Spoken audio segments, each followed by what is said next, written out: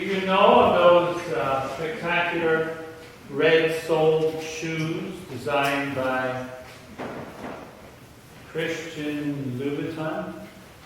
You know the ones that when you walk along and you lift your foot, there's a flash of red and everybody knows you're special?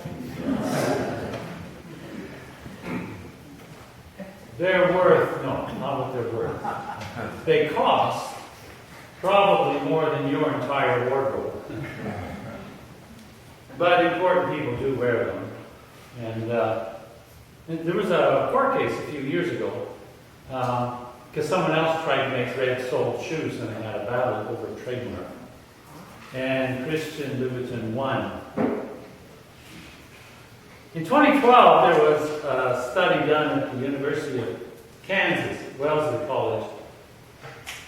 And they had volunteers send in photographs of their favorite shoes. And they also filled out a questionnaire, wherein they divulged things like their social status, their wealth, their political leanings, their personality traits. And then they got other volunteers to look at the photographs of the shoes and to guess the person's social status and wealth and political leaning and their personality traits. On the personality traits, they had a 90% accuracy based on their shoes.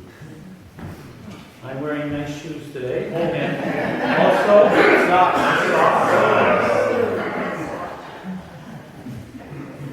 I always wear nice socks when I'm preaching. It just gives me what I need. Socks of many colors. Well,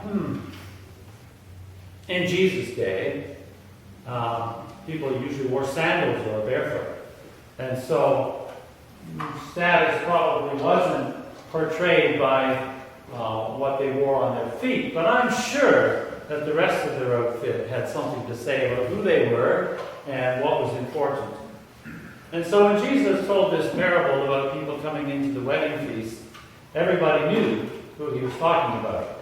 Everybody knew who the important people were and who the not so important people were. And most of us like to think we're the important ones. I've been to quite a few wedding feasts, and I've sat at the table with the parents of the bride and the parents of the groom, and I guess I'm there because we all shared in the formation of this young couple. I've sat at the table with the rest of the staff, the disc jockey and the photographer. I guess because we're the ones who shared in making this day a little better. I've sat at the table with the favorite aunt from Venezuela, who doesn't speak English, and I don't speak what she spoke. I'm not sure what it was. But we both had high school French, which really, I don't think we had the same teacher, so.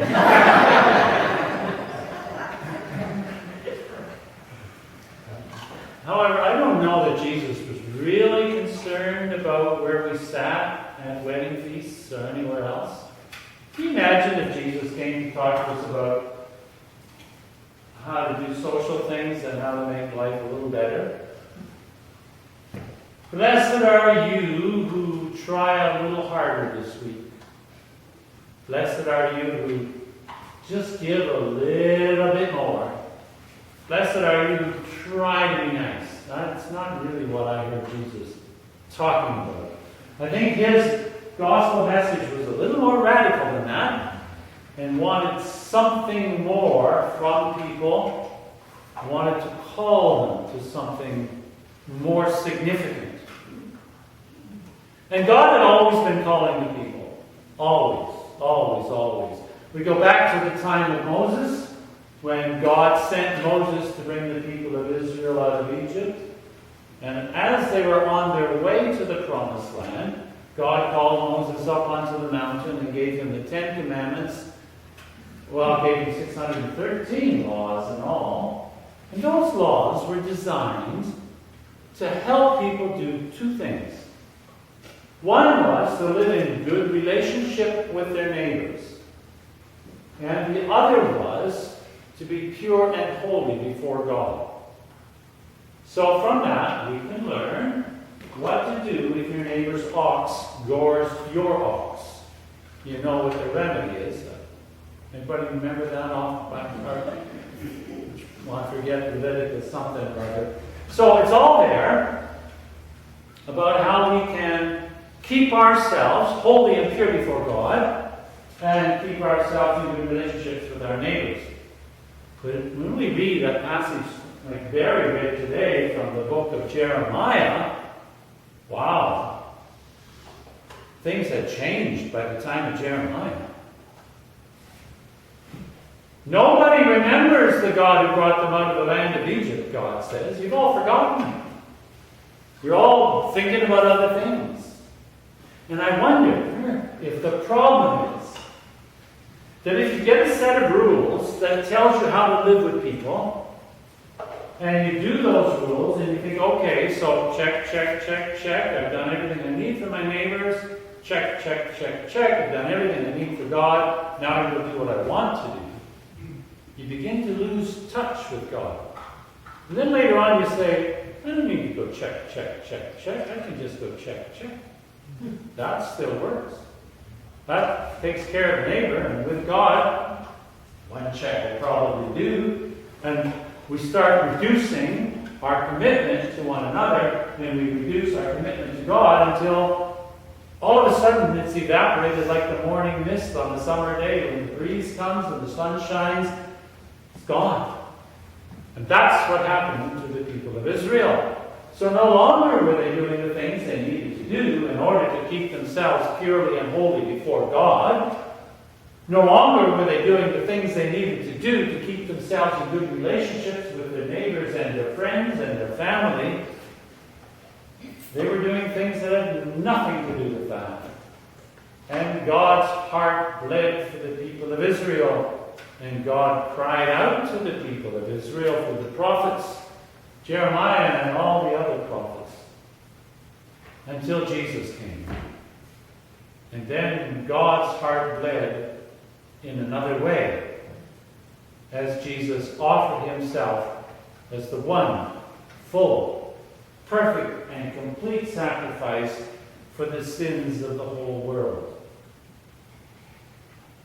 We had a reading from the book of the letter to the Hebrews. We don't really know who wrote the letter to the Hebrews. We don't remember her name. She didn't write it down, but it's there for us. Most of the book of the letter to the Hebrews is an argument about why Jesus was the perfect sacrifice. What made him special? Jesus was the right one to die for our sins because he was perfect, without sin. But he was also human. Yes, God is without sin, but God sacrificing God's own self doesn't really mean much. If Jesus were just pretending to be human, that wouldn't have accomplished anything. And so, the writer to the letter to the Hebrews is careful to show us how Jesus was fully human, was tempted as we are, but yet did not sin. And therefore he became the only one righteous enough to offer himself for the sins of the whole world. And that's what the whole letter is about. And it's all about how our redemption is provided for us. We don't have to do anything to be redeemed. And then we come to the last chapter of the letter to the Hebrews, which is the portion we read today. And it's almost as though the writer of the letter said, oh, I better put this in, or they're going to be misled. And then the writer says, now don't forget to be good to one another and entertain strangers unawares. Don't forget to keep the marriage bed pure and holy. Don't forget to stay away from this sin and that sin. Don't get lost in the love of money and all those kinds of things. Perhaps, and likely, writer to the Hebrews thought, I can't just let them go and think that there's nothing to being a Christian except saying, yes, Lord. But there is a clue in the end of that passage about what is the reason for all of this. 15th verse of that passage. The writer says, through him, that is, through Jesus, then let us continually offer a sacrifice of praise to God. That is the fruit of lips that confess his name. Do not neglect to do good and to share what you have, for such sacrifices are pleasing to God. So what are we trying to do when we do good things to one another? Are we trying to get to the place where God says, I'm watching you, David. Okay, all right, you did that. You won't go to hell today.